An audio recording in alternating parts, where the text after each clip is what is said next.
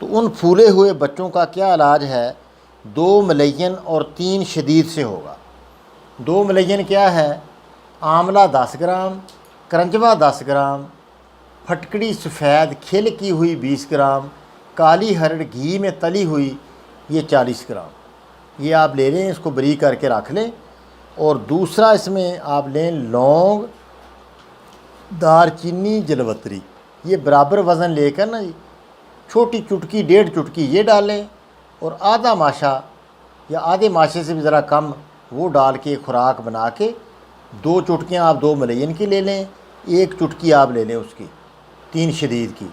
तो ये मिलाकर बच्चों को देते रहें। थोड़ा दही में मिलाकर आप दे दें तो इंशाल्लाह आप देखेंगे कि बच्चा जो है ना, फूला हुआ बच्चा, वो तेज़ी से बेहतरीन होता चला जाएगा और उसके लिए पढ़ना भी बड़ा आसान हो जाएगा, बहादुरी भी उसके अंदर आ जाएगी, सुस्ती भी ख़त्म हो जाएगी, वो भी आके दूसरे